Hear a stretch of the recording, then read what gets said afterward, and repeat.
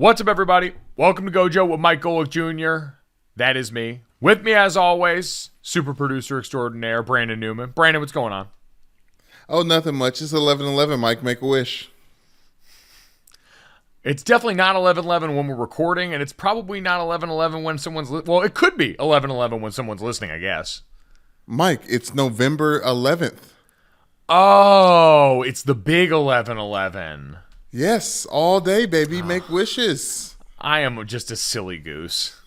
How could you? I know I'm like one digit off or like a full word or idea or concept off every now and then, but how could you think that I was just like assuming it was a specific time when someone was listening?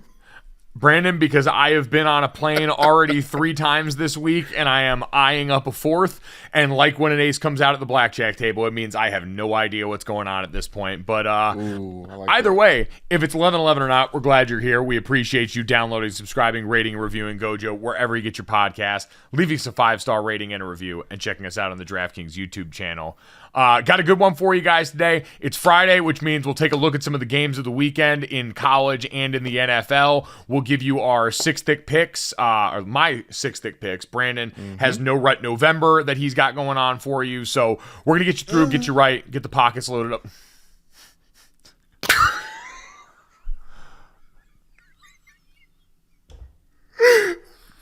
Bad. Too horny. You don't like the No Rat November drop? You know what, Brandon? At this point, since we're in the end times for modern social media as we know it, I figured, honestly, with everything that's gone so wrong in Elon Musk's Twitter, and for anyone that's missed it, apparently, according to an all-hands meeting, bankruptcy's on the table. Some of Twitter's most seniored and most tenured staff members have left the company, and it all seems pretty bad right now. It's all just a wanton disregard for the rules. Brandon, I feel like people are going to start treating this like Y2K, where they're going to send a bunch of very risky DMs to people that they have been holding back on for a while, and then we're all going to wake up and somehow this is still going to be here, and they're going to have to reckon with it. I don't know, Mike. I tweeted out there the other day, what y'all going to do when Twitter gets canceled? Somebody said, watch all the reruns. Or read all the old tweets like reruns. I was like, that's sick. That's sick and nasty. I don't know, Mike. I feel like we'll find something to do, but I have a good feeling that the internet newspaper isn't going anywhere anytime soon. No, print news always finds a way to live, so it should be no surprise that its internet counterpart will also find a way to survive. But that won't stop a lot of people from, I'd imagine, being wildly horny and inappropriate online. Go out on your own terms if you think this is the end games. But just remember, there's a chance you survive the internet apocalypse and wind up on the other side. And you don't want to be out here with all your weird business in the streets when roving bands of tweeters start coming around looking for fuel and weaponry. I agree with you. I have a question that might throw you off. Do you want to run down the rest of the show before I ask it? No, I already ran down the show, so you can ask this question before we get to the only thing that we could salvage from Thursday Night Football as even remotely interesting. Okay, yeah, that's fair. Of all the days of the week, do you think Friday's the sexiest? Oh yeah, Friday's definitely the sexiest. Really, the sexiest day of the week? Yes, by far.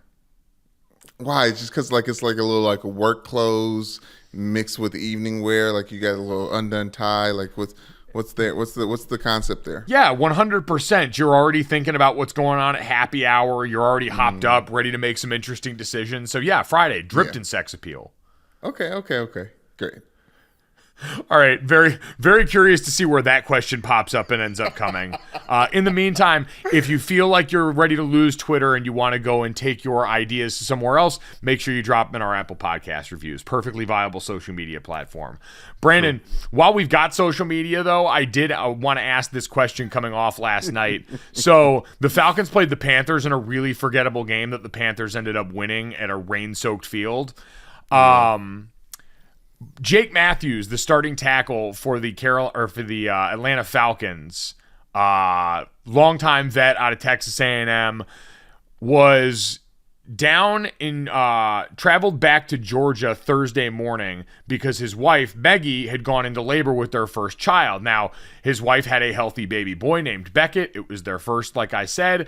And so Jake hopped in the car and made his way up to Carolina to go and be a part of this game. And you saw the footage of him running in there in flip-flops, getting ready to go for this game. And it all worked out pretty well. And it ignited the age-old discussion. And I'm just curious for you, Brandon, because you and I both played football together. Every podcast is someone's first. You are now a father of two, and so you've got a perspective that I don't have. But this is a question my dad always used to ask me, in addition to the if you had the choice and you had to chop off a piece of your pinky to keep playing in a game, would you do it?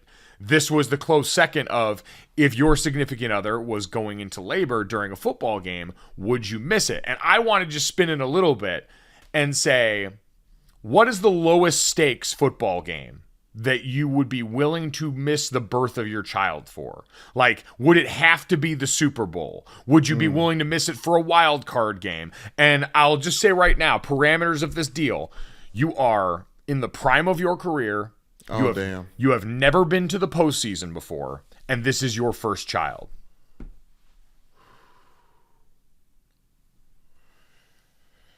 If it's my first child, Mike, I think it'll be easy to skip it because you don't know yet. Like, you don't know what you're missing. You know what I mean? Like, you don't know how. Like, really, it should be important.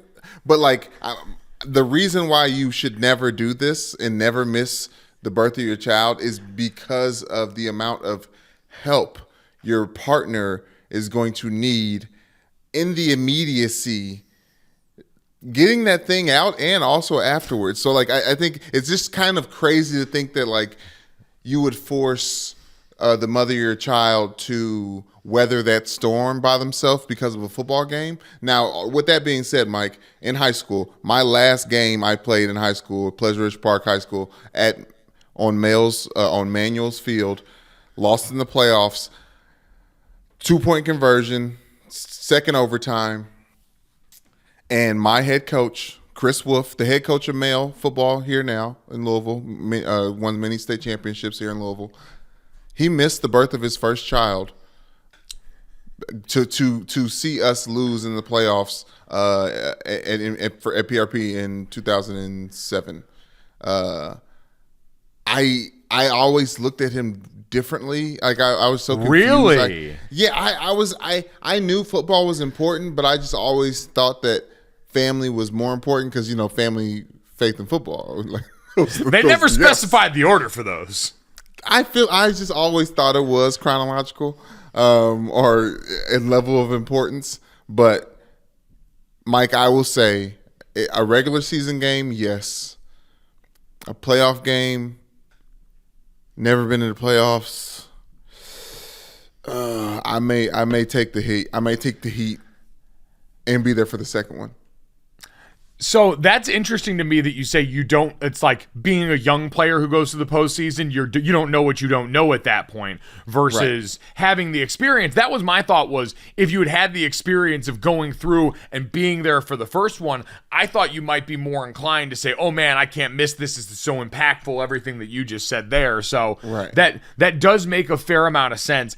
I feel like for me, it's easy to say, and like, again, I am not a father, so I don't really have the analysis, but I can pretty safely say, if it's the Super Bowl, playing in the Super Bowl.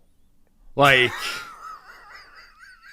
in order of statistical probability, you are way more likely to have a baby than you are to win a Super Bowl. Yes. But I think, honestly, in that case, I would get in the lab and induce. That is when you make the baby come. Okay, I didn't know. I don't know what words are. It sounds like a brand of milk. I don't know. Induce milk. So it was interesting. Reason. I put a poll up on Twitter and asked this question. I realized I didn't phrase it very well. And a lot of people also responded from a fan perspective, which I didn't think about. The idea that you would love your team enough to potentially. That's something that's just. Nor should you have thought that. Well, but again, I want to acknowledge different perspectives. Like, I could never do that. Like, even if Notre Dame was playing in the national championship and they were favored to win and I was going to be there for the first national title, I wouldn't be at a game that somebody else was playing in exchange for being there for my own kid. But I didn't have the attachment with a team like that. Like, I knew playing for a team like that. And so I feel differently about that than maybe someone who grew up that had a team as a part of their family's life for the entirety of their life. And it's a generational thing, and it would mean that much to them. Because I saw plenty of people pointing out specific instances, whether it was beating a division rival in the NFL, beating someone, being like a team like LSU or Auburn and winning a game against Alabama or something like that for meaningful stakes. Like, it means different shit to some people, man. Yeah, it does, Mike, and I envy those people's lives because maybe I'd be a better commentator on the sports if I cared about it the way they did, because that seems bonkers to me. There's no game that I would spectate. Like, there's a TV in the delivery room. Like, every room that you're forced to be in for long periods of time in the hospital like has a TV waiting for you, waiting to show a basic cable television football game. Like, it's just there. Well, I'm just saying, like, nowadays streaming's so prevalent, you never know, and like maybe you got bad cell service in the room or the hospital's Wi-Fi is for shit. Mike, every Thursday I'm still befuddled and confused trying to log on to Amazon Prime for my personal laptop and end up getting our home iPad that just has it at the ready because I don't remember the damn password for the Prime account. It's a very interesting question to me. So at Gojo Show on Twitter, what's the lowest stakes football game that you would be, or the lowest stakes football game that you would be willing to miss the birth of your first child for? Because I think like you said, I think I want it to be the first because that way we've got a control variable here. So yeah, that's it. And honestly, and I don't know how you come back from that, Mike. I really don't know how you come back from that. It's so hard. What do you mean come back from that? I'm saying I don't know how someone comes back from missing the birth of their child. Like, not Jake. He did both those things. I'm talking about like how people miss the birth of their child for a football game. Like, I don't know how you, especially the first one. I don't know how you would come back from that. I mean, if it's for the Super Bowl, I feel like pretty easily. The baby doesn't remember that shit. It's not about the baby. I told you it's about the spouse. Well, I understand that, but like, I'm sure like if you could find like somebody's mom or a sibling to come in there and help out with some of the heavy lifting in the meantime. Mike. That mom or sibling didn't put that thing in them. It's not the same. Well, listen, I understand it's not the same, but at some point we all got to come off the bench, right? Next man in. You don't have time to sit around and ask questions. You either step up and make plays, or we're going to replace you with the person behind you here. The bottom line is results. We are in a results-based business when it comes to making these babies. Brandon, I think have you not heard the phrase, don't show me the labor, show me the baby? Yes, I have heard that phrase. I do think that it is fair to spin zone and think of the, in this instance, husband in the Super Bowl, very upset that his wife and mother of his brand new baby missed him in the Super Bowl. Well, the way I always think about it too is if you've made it to that point, this is a person that's likely been on a fair amount of the journey with you and seen a lot of this, and it's important to both parties, and I don't know. I feel like there's a lot of people that would be understanding of that. Maybe Super Bowl may be just another game to a lot of people though, Mike, because I just think like. But you think the Super Bowl is just another game? 9 The months. Super Bowl is just another game to a person who is having a baby with a person whose business is trying to get to that game. Like, I don't think then it's just another game. Yeah, it is, because they're always going to be in constant pursuit of that game. The version of it is seeing Tom Brady get there and win it many a times, and him still getting a divorce at the end of the day. Well, yeah, but I don't know what that has to do with anything. Like, it does. It's perfect. It's living, breathing proof that it is just a game. Well, yeah, after a long time when you're 45, like when you're not Tom Brady and your chance of getting back there is slim to shit, you've worked your whole life for it, it's a different story.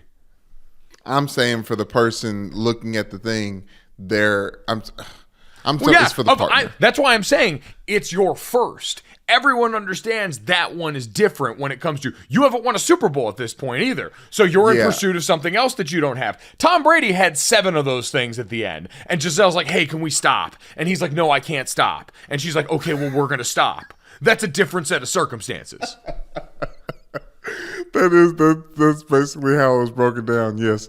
But I'm saying it's the partner's naivete that allows you to get away with it as well. Cause they're like, oh yeah, I'm fine. Good luck in the game. Like you'll have it. And then they're in the whole thing and they're like, I wish Jake was here. Oh, wow. So you're not giving her enough independence and don't do that, Mike. Yeah, Brandon. Oh, that. Wow. You act like she can't do that on her own. Wow. I didn't say she can't. I'm saying it'd be better.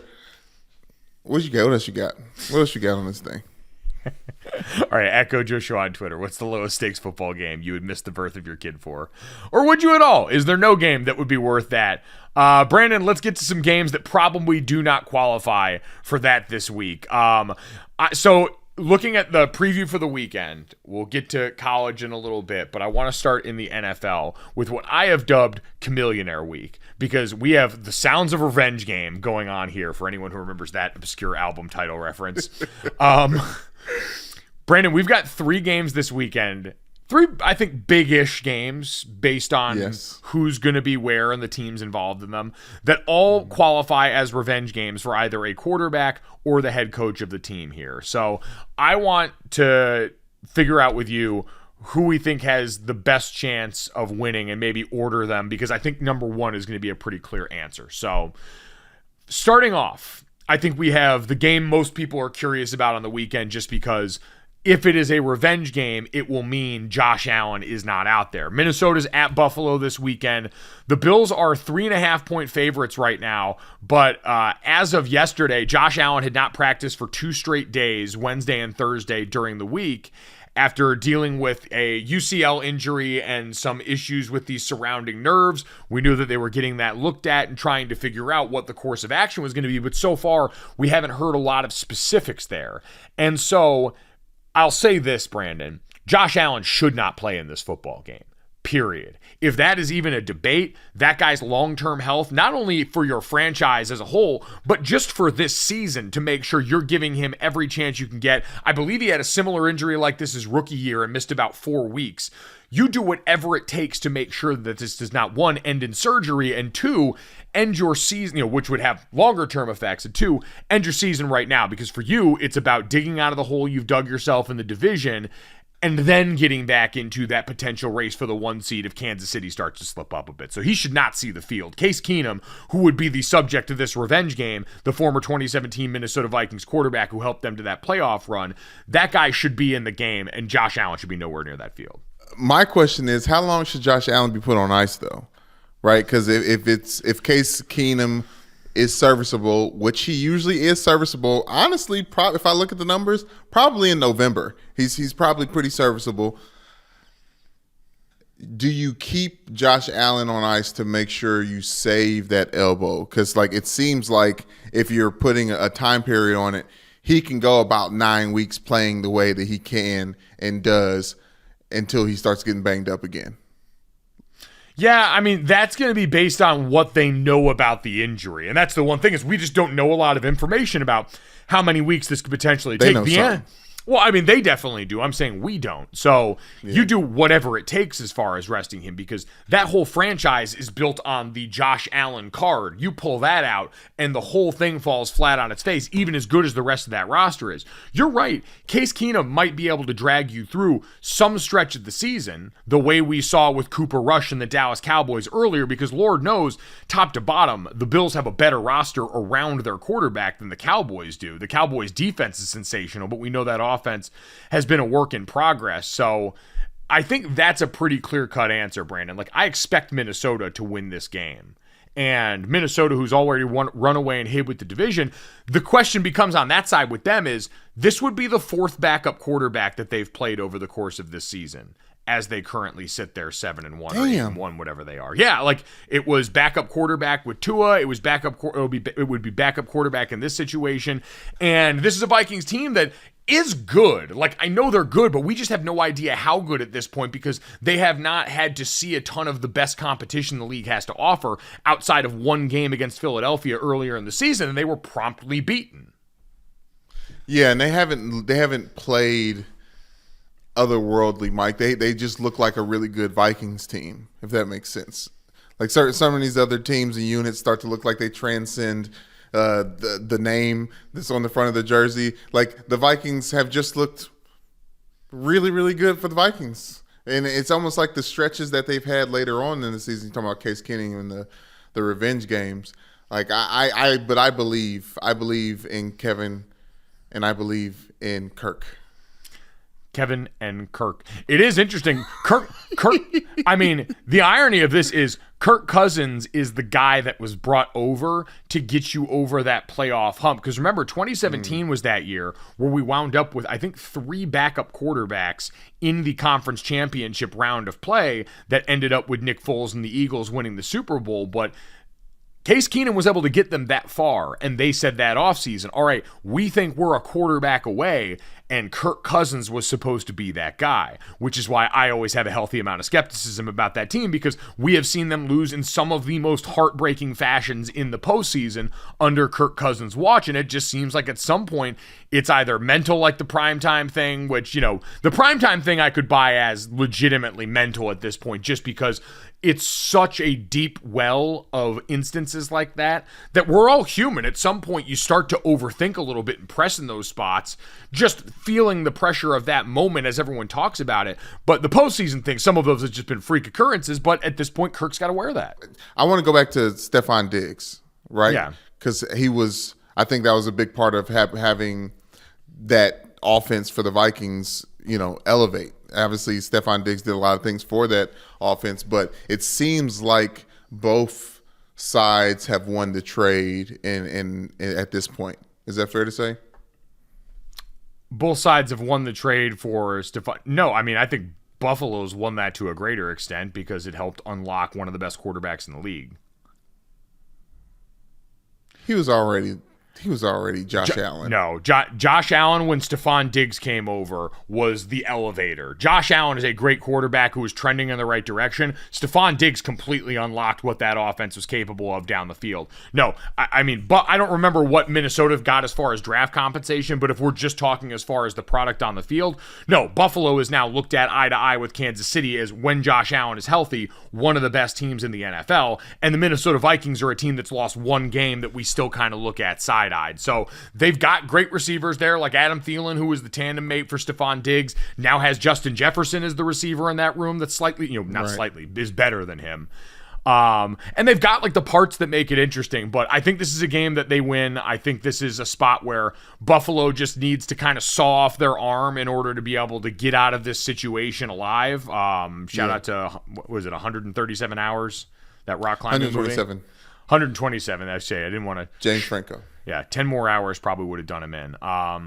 Brandon, the next revenge game here, and I think the one that's most likely to produce a win for the returning revenge player, Mike McCarthy, making his trip back to Green Bay, where he was the head coach of the Packers, won a Super Bowl, was with Aaron Rodgers, and then was the person that Aaron Rodgers seemed to not want there all that much anymore. Yep. Brandon, Dallas is 4-point favorites in this game on the road at Lambeau. Green Bay lost Rashawn Gary for the season in their last game. They saw wide receivers banged up in that last game. Romeo Doubs left early. Christian Watson, I think, was also a little bit banged up in that game. It's been a mess. And that offensive line that we've talked about has gotten Bakhtiari back more consistently, but still had to shuffle a lot of chairs. I just don't think Micah Parsons alone will let anything happen. Like, I know I was one of the people that held on hope for a long time with the Green Bay Packers, and I am done. Cannot do it in this game. I think that I think the Dallas defense is just too good at getting after the passer. Aaron Rodgers still has had some really good throws and really good moments, but he's been forced into a lot more mistakes, I think in part because of the amount of pressure he's been under. He's not as fleet of foot as he once was, and he doesn't have wide receivers that are capable of making as good of plays as he was used to with Devontae Adams. And so you combine that with a defense that lives on pressure and then has the other Diggs back there, the one that's capable in Trevon of taking the ball away often, then that's the nightmare scenario for Green Bay, unless they actually decide to stick with running the ball for once. I mean, even if they do, Mike, I don't know if that stops the bleeding. That just keeps Dak off the field. I think this is a real opportunity for, when you talk about matchups, the Cowboys could bully the Packers everywhere, up and down the field. And the reason I really think that the Packers are going to lose this game, you talk about the revenge weekend. Mike McCarthy turned 59 yesterday, Mike. He turned 59, and his family was out of town, so he spent the entire day home alone, loving every minute. That was the quote. Home alone, loving every minute. I think the solitude is like the zenness and the tea and the third eye of Aaron Rodgers. Like, I think Mike McCarthy is actually in that headspace right now. Could be dangerous. He might know how to manage the clock and all kinds of stuff. I don't know. I like the Cowboys here. Yeah, I mean, the Packers, one of the worst rush defenses in the NFL. We've seen them get bullied plenty. This Cowboys offensive line coming together the way it has been one of the surprises of the season. The thing I think we're all waiting to see is Jerry Jones going to get his way and have Zeke Elliott getting the lion's share of touches still, even after we saw a Tony Pollard world when he was sidelined? That's probably the most interesting thing about this game because, again, I just do not think the Packers have what it takes at this point to make that an overly competitive game. So I think Mike McCarthy has a really good chance of going out there and getting revenge, ironically at a time where Aaron Rodgers has kind of pined for the exact offense that Mike McCarthy ran, right? As we heard Aaron Rodgers talking about how he didn't want as much motion in the offense and he wanted to go a little faster. That was Mike McCarthy's offense, was everything's kind of still, everything's kind of simple, and Aaron Rodgers just gets to go make freak show throws to some really good wide receivers. Yeah, but I think this time around, though, I feel like if the Packers end up winning this game, I feel like we learn more about the Packers than we do about the Cowboys. Like, because we're expecting the Cowboys to slip and fall at some point in time on the stretch of the season. I've already picked them as my team to sell high. Yeah, I just don't believe in the Cowboys. So I think this is a bigger game for the Packers because not that they have more to lose, but I just feel like they have to have some ego in this, right? They've been the Packers this entire time. Yeah, that just doesn't seem to buy a whole bunch right now when your team's been, again, as banged up in key areas as we just talked about for them. They've gotten healthy on the secondary, but you're talking about a team whose strength is on the ground for the Cowboys. And I think that's part of the problem is when we look at a team like the Cowboys, and then I think to a greater extent some of the other teams that we've talked about as dynamic rushing teams, the Tennessee Titans, the New York Giants, and others like that, you're going to need to have a lot more big play capability, I think, if you're going to put a team like the Cowboys in an uncomfortable position. Aaron Rodgers and the Packers aren't going to win this game by being explosive. If they did, they would win it on the back of Aaron Jones or A.J. Dillon or the low and slow passing game. That's been the only thing we've seen from them. Dallas can play that game. They're very content to play that game offensively, and defensively, they're going to force you in an uncomfortable spot, even if they're more apt at getting after the passer maybe than they are stopping the run. So I think Mike McCarthy's got the best chance of walking out of this weekend happy. The last one, Brandon, is super interesting. Cleveland on the road at Miami. We're counting down the weeks now until we have to prepare for the return of Deshaun Watson at quarterback after that 11-game suspension. But in the meantime, Jacoby Brissett revenge game was with the Dolphins last year during the 2021 season. Miami's 3.5-point favorites in this game, and this is totally a styles make fight game, right? Miami can't stop much of anything on defense. Cleveland is one of the best offenses in the league. We talk about dynamic rushing offenses. They go out there and roll people off the rock with Nick Chubb and Kareem Hunt, and so it's really kind of what flavor ice cream do you like as far as that? I just think at this point, again, we talked about what you need to beat some of these teams. I don't know if they'll cover, but I think Miami wins this game just because that passing attack with Waddle and Tyreek Hill has been lethal, even in a lot of simplicity in what they're doing. You just have two guys that are so physically gifted that every opposing defense is on their heels from the jump. Yeah, it's odd to see the Dolphins as underdogs in this spot, Mike. I understand it, and I do think they're the Browns. They're not underdogs. They're 3.5-point favorites. Oh, okay. Let me restart that. It's odd to see. No,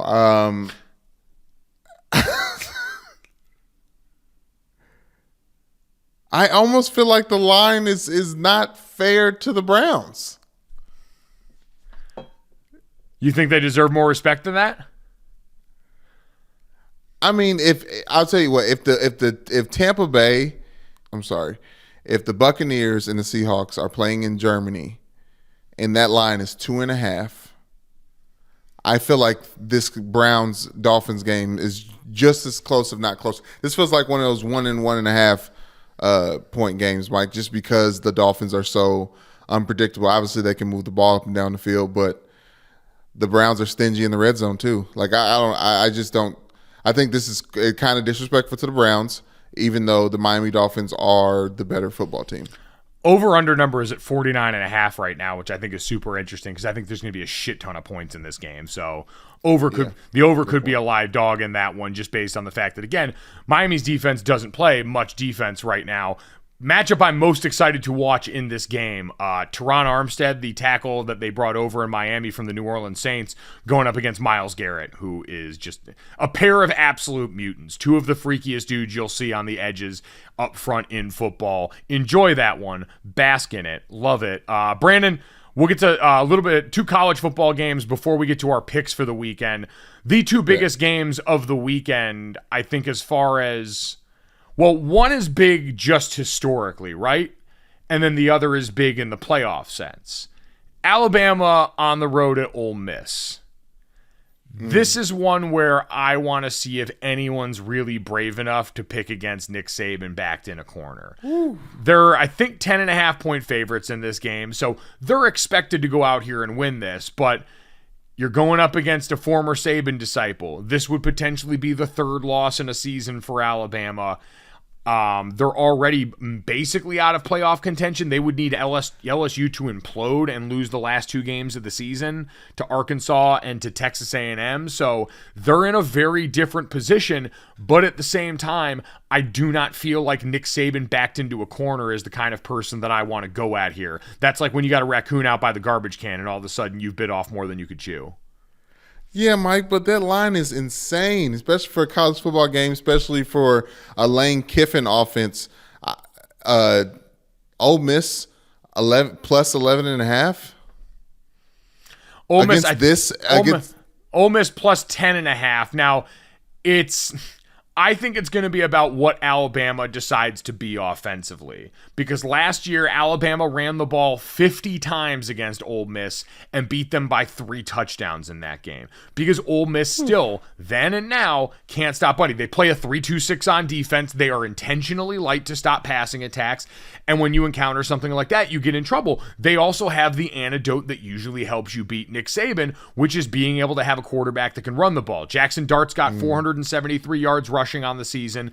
They've got some monsters at running back. Quinshon Judkins has been one of the best freshmen in the country so far this season. You've got Zach Evans in that backfield too. So there's going to be points. And Alabama's defense, I've heard a bunch of people say it, has struggled on the road, giving up rushing yards in the SEC to road opponents.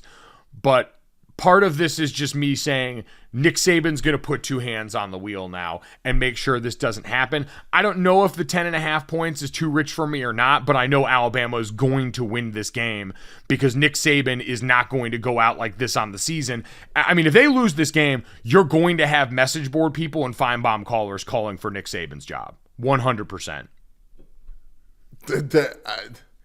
Mike, how? Brandon, Ohio State message board posters wanted to fire Ryan Day during the Northwestern game last week, and they are the number 2 team in the country right now. If Nick Saban loses 3 games, it is going to be whatever the worst DEF CON is down in Tuscaloosa. I just don't think that's going to happen. All of the situation here leans Nick Saban is going to have this team and this coaching staff ready to play in a way that we have not seen so far from them this season. And I can't wait for them to go out and lay an egg after you just explain perfectly why they cannot. I can't wait to go out sit there and see Lane Kiffin drenched with red Gatorade by the end of the game. God, Lane Kiffin would be... I mean, you're already having Lane Kiffin linked to the Auburn job and so much shit. If he managed to somehow get over, and remember, he was the one out here defending Saban after the Texas A&M, like all of the Texas A&M stuff. Jimbo Fisher, I think, took some shots at Lane as well. So he's been very pro Saban in the way that he's gone about these things. But we know Saban doesn't really take kindly to losing to former assistants. It's not a thing that happens very often. I don't think it happens here. But Brandon, biggest game of the weekend as far as implications for the playoff going forward. And I know everyone does the thing where they feel like we can't talk about the playoff or there's too much focus on it.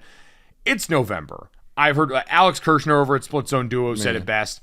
The goal of the sport is to win the championship. We're in the final month of the regular season. We've got 3 weeks of this left. And we've got some legitimately interesting storylines like TCU's entrance back into the top of the sport. TCU, who in the first year of the college playoff got their hearts ripped out of their chest when Ohio State baptized Wisconsin in the Big Ten championship game by 55 points and leapfrogged them into the college football playoff. It was one of the first true flashpoints in the discussion around the playoff and this sport. And so TCU fans, some riding high right now, some feeling the ghosts and the stings of the past, all leads us to their game on the road against Texas. They are 7-point dogs going down to DKR this weekend.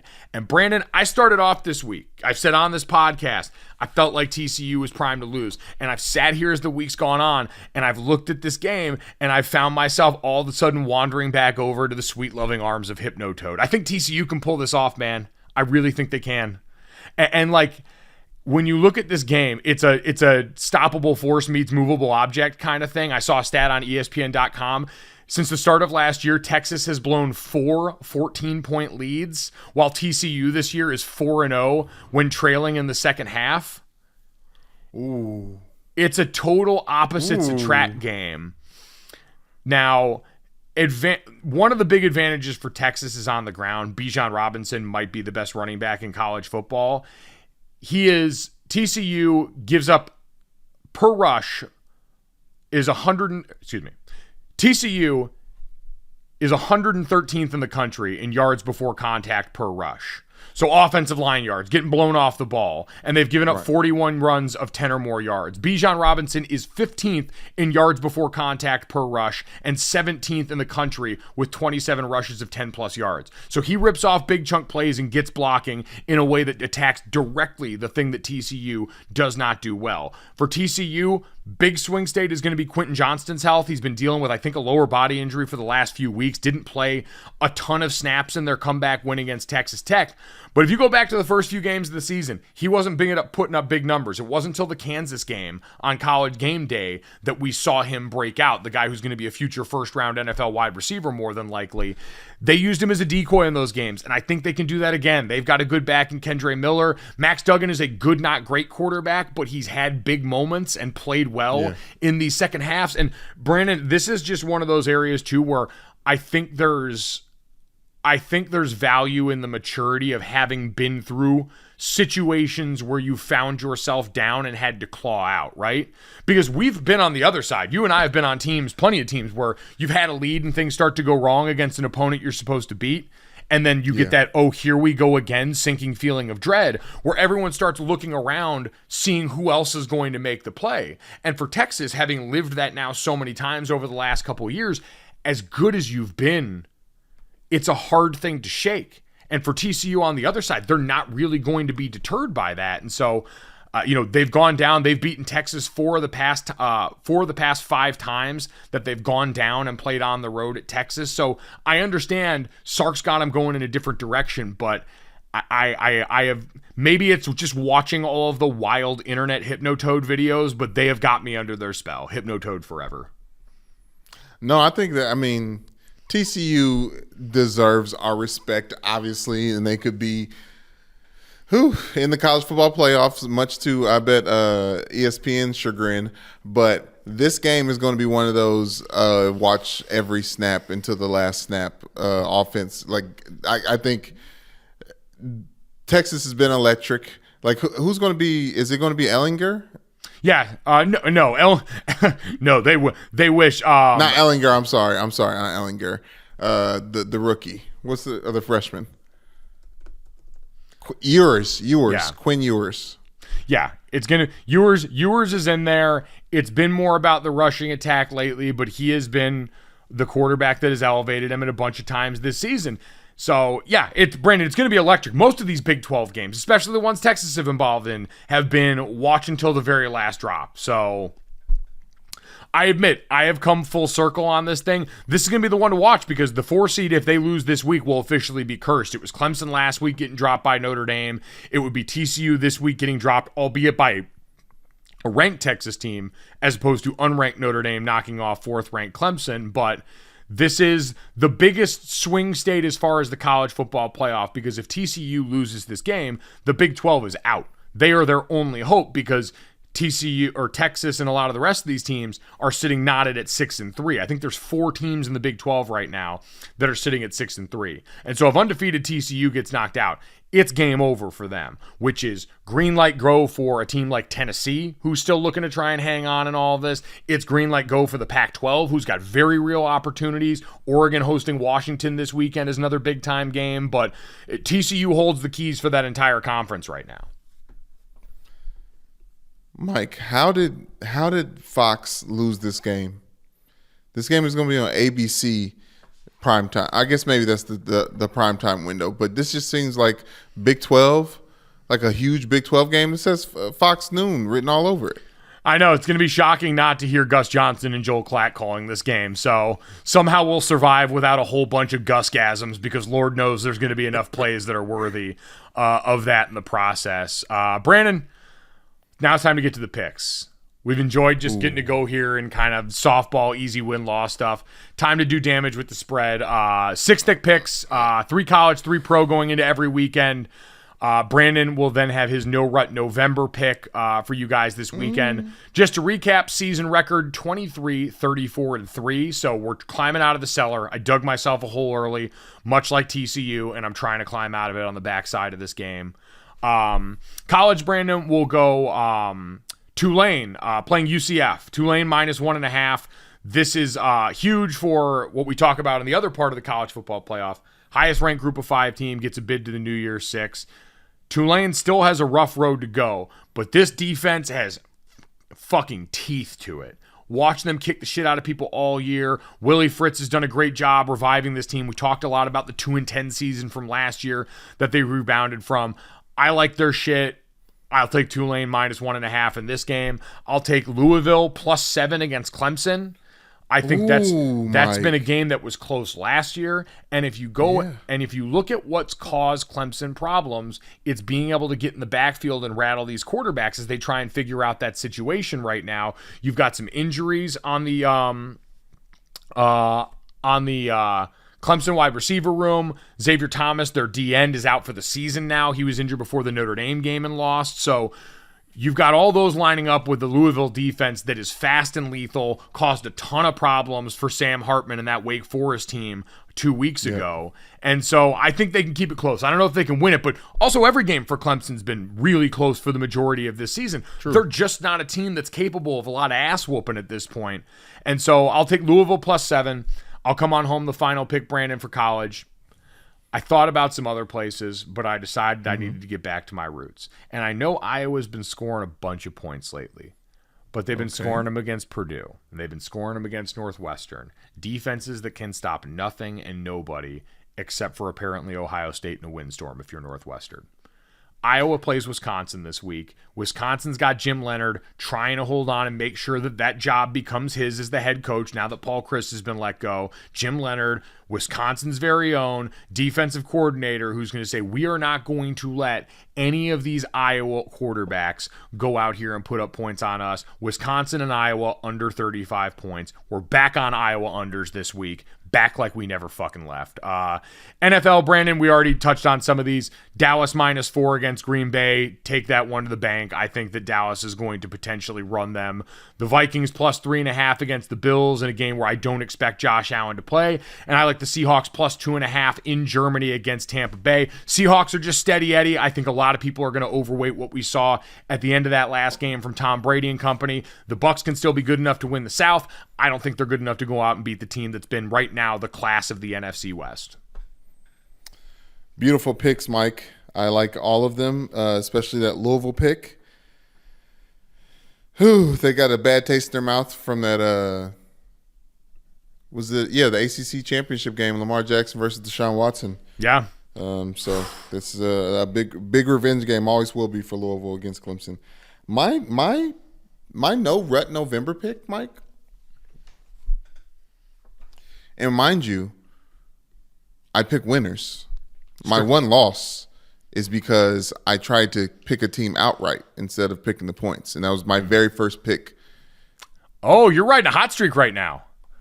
Just letting you know. These don't lose. They don't lose.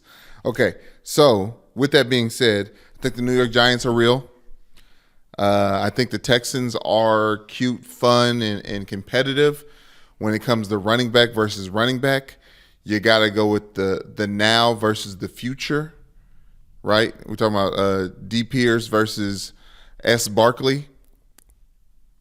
Giants, -4.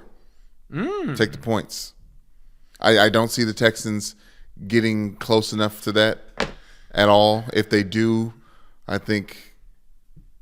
If they do, they'd be playing the Jets and not the Giants. And they're not. They're playing the Giants. So the Giants -4. Giants coming off a bye, too. So Brian Dable with a little extra time here. I like that pick. And again, Brandon, you've been kicking the ass on these things, and I have been trying to just survive right now. And so, oh my gosh. Again. Can you imagine if I picked 6? You pick 6 in college and football. What's your record right now? We don't need to talk about that right now because it's not as great as I want it to be. But we are, again, efforting to get out of the slums there. Brandon, now that we got all the previewing done, we're locked and loaded, ready going into the weekend. There's only one thing left to do and only one question that we have left to ask. Do you know what time it is, Brandon? What's that group called? Leave my door open just a crack. God damn it. It had been so long. I'm just joking. Joking. Just TT&T goofing. What's the name of that group that sings that song? That is the best part about this whole thing, Mike. Owl City. Yes. Owl Yeah. City. And we talk about them all the time. Our friend Braxton Cave was obsessed with this song. Mike, the biggest hoodwink of 2010, because this song came out in 2009, is to realize that Owl City is not a group at all. It is one man named Adam Young on his keyboard, just like it was in the music video. It is not a group of people. This is one guy with too much time on his hands and made one song. I believe he was the subject of the Taylor Swift song Enchanted. Really? Yeah, I forget where they ran into each other. Shout out to every single album. Oh, Taylor I see Swift. an old picture of him and Taylor. Yeah, he wrote a really bad rebuttal to that song that was super cringy, and so no one really acknowledges it that much anymore. But good for him to be blessed by the Queen. That's a big time moment, and to be blessed by Brandon Newman in this, that, and the third. If you liked it, make sure you download, subscribe, rate, and review Gojo.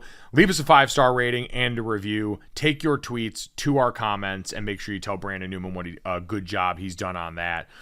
Brandon, let's go to someone who's doing a fucking terrible job, and that is Washington Commanders owner Daniel Snyder. Recently, The Attorney General for Washington, D.C. has filed a civil lawsuit against the Washington Commanders, their team owner Daniel Snyder, the NFL, and Roger Goodell for allegedly colluding to deceive fans and district residents about the league's investigation into the team's toxic workplace culture and then the allegations of sexual assault in an effort to maintain a strong fan base and increase profits. This goes back to all of the conversation about them poking around into the financial impropriety that Daniel Snyder's been linked to, about hiding certain amounts of revenue from the other owners in the NFL. This also comes off that idea that when you had the first report going on, the Wilkinson report, that the NFL and the Washington Commanders had agreed into some sort of legal binding relationship that allowed them to share information without it getting out to the public. All of these things that this Attorney General is trying to capitalize on. He had a bunch of big tough talk language about how this wouldn't take place on a yacht. It will take place in a courtroom in D.C. Ooh. Yeah, it all sounds good when these guys get to go puff out their chest. This guy, by the way, this Attorney General, I believe, is on his way out and is going to be replaced by a Democratic Attorney General who's going to continue this investigation. Now, Brandon, I'll say this. Like, the specifics of this, to me, like, this is going to be a civil suit. This is not a criminal case or anything. Michael McCann, who is a legal expert at Sportico, said that there's long odds on this, that the NFL and the Commanders are two private parties. They don't have a duty to disclose internal investigations and those materials to fans, aka the Wilkinson report that never got released. But this is just another bit of blood in the water. And when you couple it with everything that we already know and what we saw a couple of days ago, we didn't get to talk about this on here. But in the lead up to this, as Daniel Snyder was getting called out by the Attorney General, you had a statement released by the team. The Washington Commanders put out a statement from their spokesperson regarding the D.C. Attorney General and the press conference that ended up happening yesterday. And in that statement, the Commanders said, less than 3 months ago, a 23-year-old player on our team was shot multiple times in broad daylight.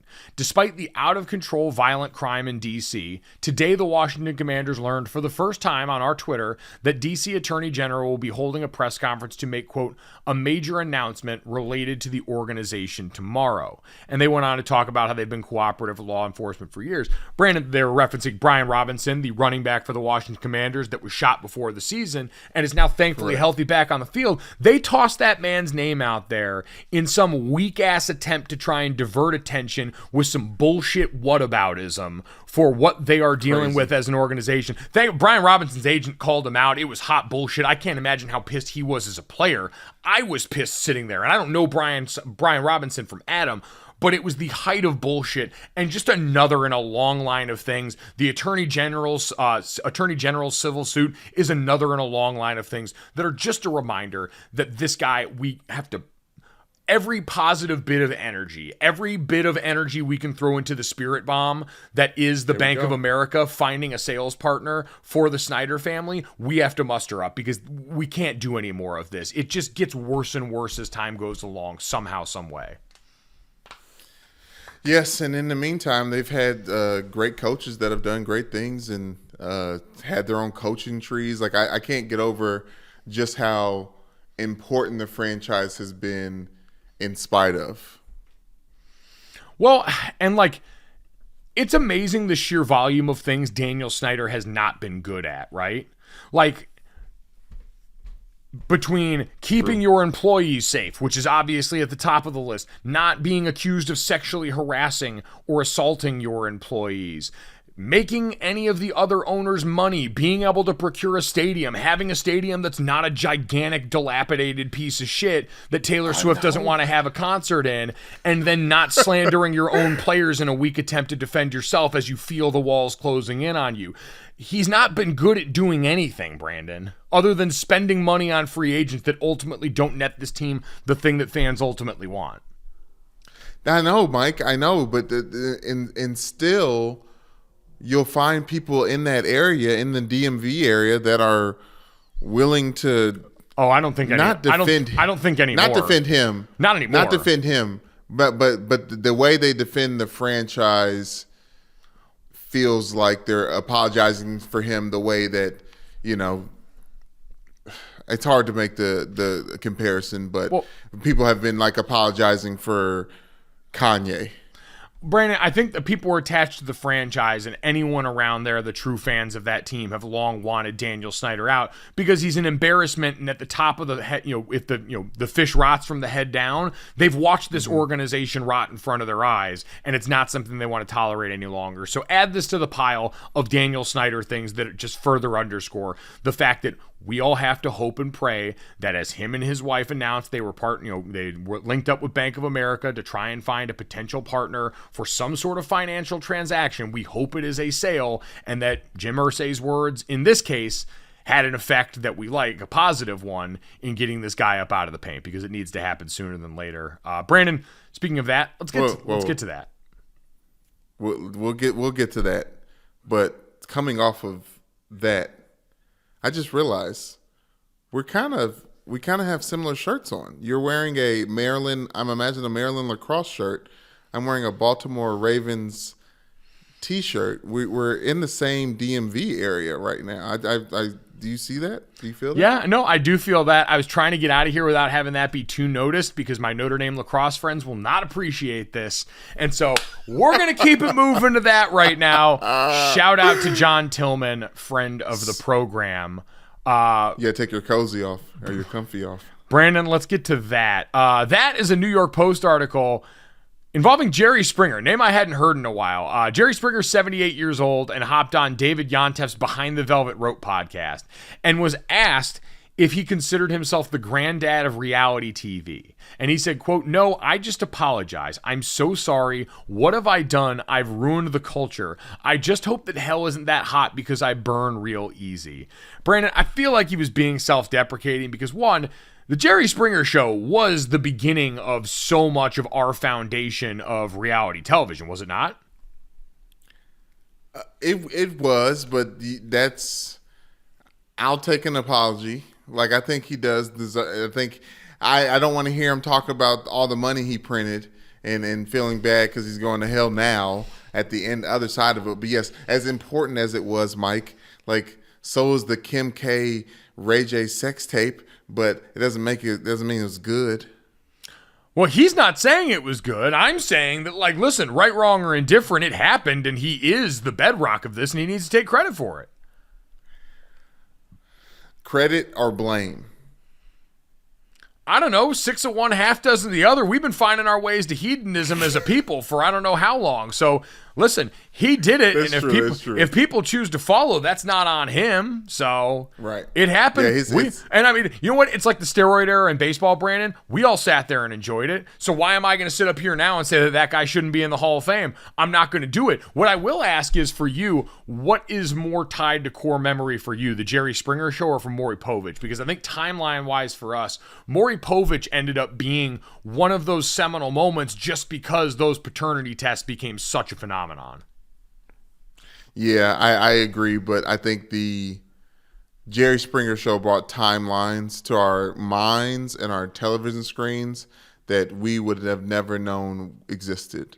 So as important as the gender reveals were, it could get repetitive. Like, because it's either going to, we either get the dance or we don't. And I told you. And like, someone's very sad at the end of the whole thing. The Jerry Springer Show, like, birthed Steve Wilkos' show.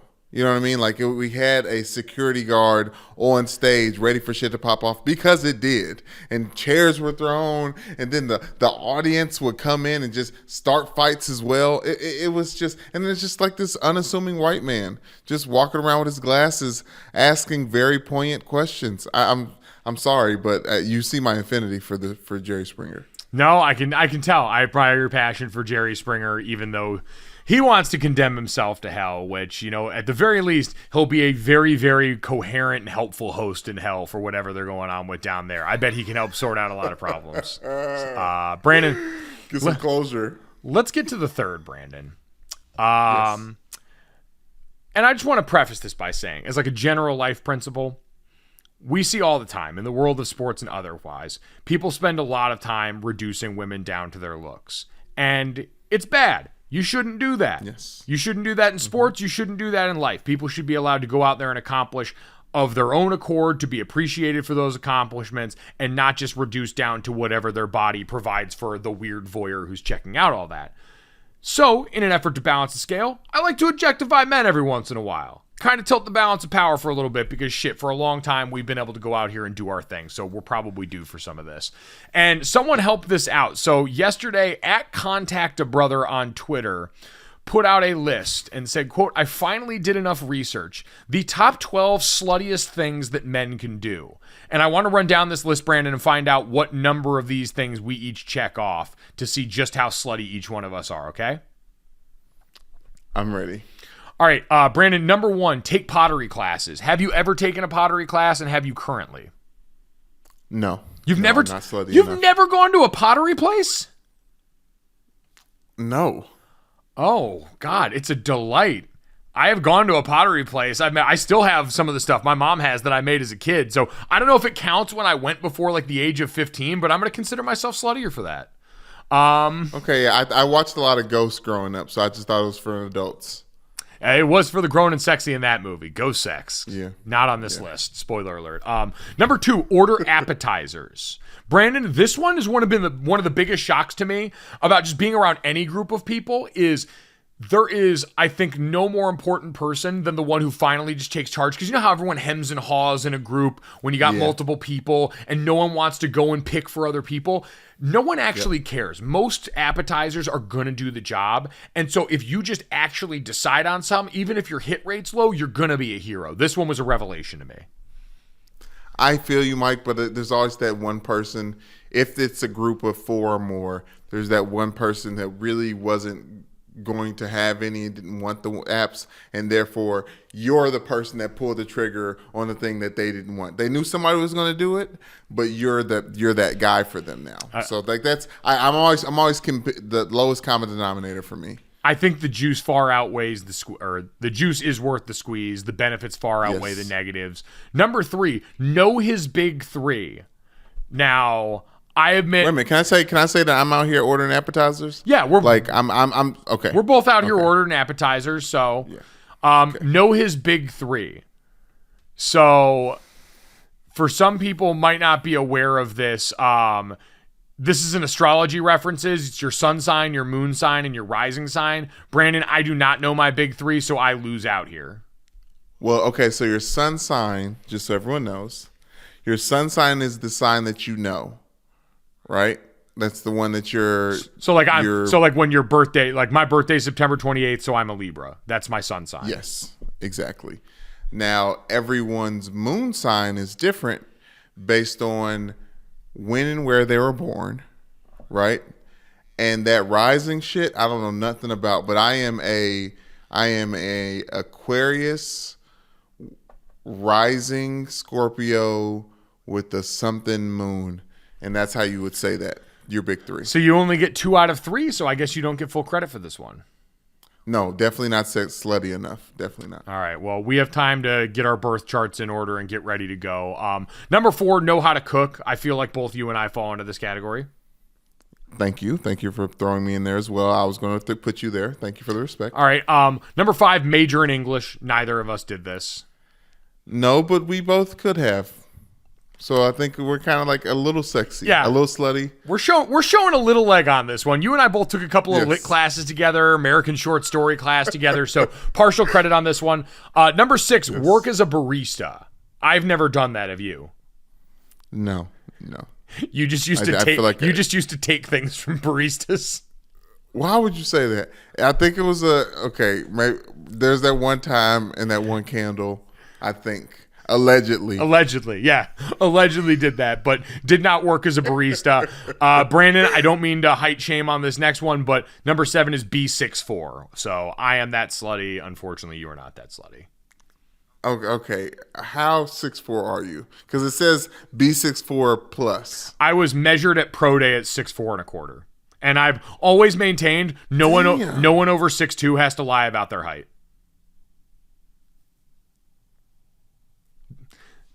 Okay, it's a working theory. Unfair. I'm just saying. That's unfair. Let's put it this way. I'm saying no one over 6'2" usually lies about their height in the way that a lot of other men in a different range will. I feel like football players don't lie about their height because we know. Well, yeah, you know, and also you've got other things to be secure enough about that you don't worry about that. Like, True. You're incredibly That's strong. true. You were so good at all these things that what did it matter if you weren't 6'4"? You could go out there and forklift people.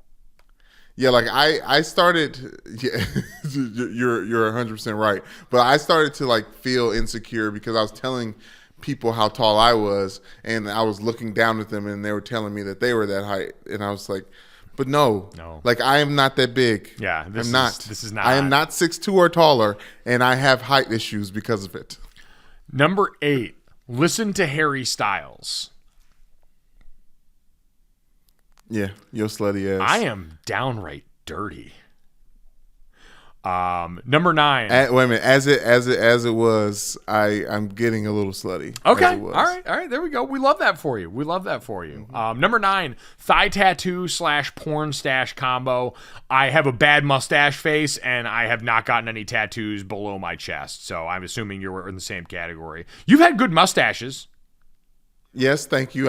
Some people say I resemble Burt Reynolds when I actually do rock just the mustache. And I also am going to get a thigh tattoo, but I'm not there yet. I want to get the word supercalifragilisticexpialidocious tattooed around my leg like a band.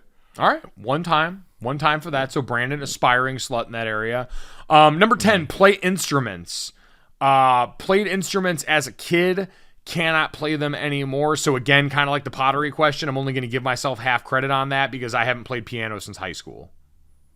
Okay, but if you had to choose one instrument to play to be a slutty man, which one would you play? Oh, if I could pick any instrument? Yeah. Probably like jazz flute. Okay. I see you a little or like that or like sexy. Well, it's that or bass. Like I feel like being out there and being the guy with like the low drawl, you can kind of lean into it a little bit. Bass kind of sexy. See, I'm a 90s baby, straight up. And Bill Clinton made saxophones a sex symbol for a very, very long time. So I think I'm all about that sex.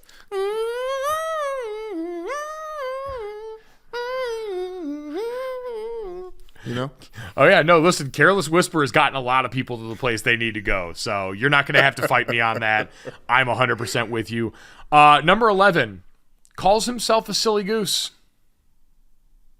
You guys can go back and check the timestamp at the top of this podcast. Oh, you dirty dog and silly goose. Brandon, Silly Goose University called.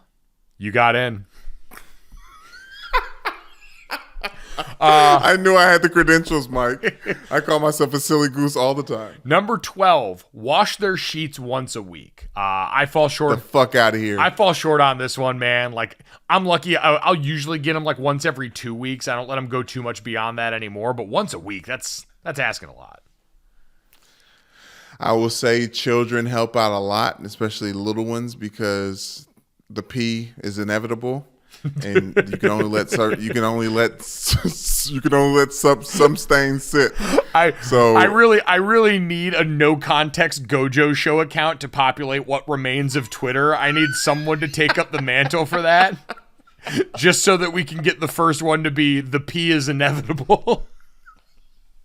The pee is inevitable. Mike, we deal with so much shit, like knee deep in shit with two boys. One that should be out of diapers, but he hard-headed right now. We haven't really tried to potty train him yet. But, Mike, the amount of shit that we're surrounded about, I'm like, America is full of shit because everyone shits, and there's so much shit, and we don't talk about the shit. Like, the fact that there's so much of the thing that all of us do, the one thing that we all have in common, and we don't talk about it for whatever reason because it's shit, it's like there's so much shit, Mike, and it stinks, and it needs separate bags. And it's just it needs a toilet to flush it. I'm sorry. No, it's all right. Hey, you had to get that off your chest, man. This is a safe space for you to vent those kind of frustrations about all the shit in your life. Wash your sheets when your kids shit in them. Especially if you want to be slutty. So Brandon, I think counting the halves, I ended up with 7 of the 12. I do not halves. Well, yeah, because I said for pottery and then for playing instruments. I didn't know how to count that. So I guess I don't currently play an instrument, and so I won't give myself that one. So I'll say comfortably 6. taken pottery classes, orders appetizers, knows how to cook, is 6'4", and listens to Harry Styles, and then calls myself a silly goose. So that's 6, yeah. Okay, I'm at 4. I'm at 4.5. And one of those, because I got orders appetizers, I got to know how to cook. I'm taking a half for knows his big 3 and majoring in English. There's 2 halves that become one whole. Oh, I forgot we were taking a half on English, so I guess I'm 6.5. Yes. Okay. I didn't know if you was gonna be too greedy because you have enough, but yes, you can take that one as well. And then I have calls himself a silly goose, and I'm giving myself another half on wash their sheets once a week because, because of the shit every 10 days. All right, there we go. Well, those are our scores at Gojo Show on Twitter for as long as it remains. Let us know, fellas. What's the sluttiest things you're up to? Because, again, we can make this positive. As always, we hope you guys had a great time rocking with us all week long here. If you missed any of it, make sure you go and download, subscribe, rate, and review to Gojo, wherever you get your podcast. Plenty of great folks on. Jessica Smetana and Charlotte Wilder joined us earlier this week. We had Marcus Freeman, Notre Dame's head football coach. Plenty of great guests that you guys can check out. Also on the DraftKings YouTube channel, where you can download, subscribe, rate, and review Gojo wherever you get your podcast. Check us out under the Gojo with Mike Golick Jr. tab on the DraftKings YouTube channel. Thanks so much. Have a great weekend. We'll talk to you Monday.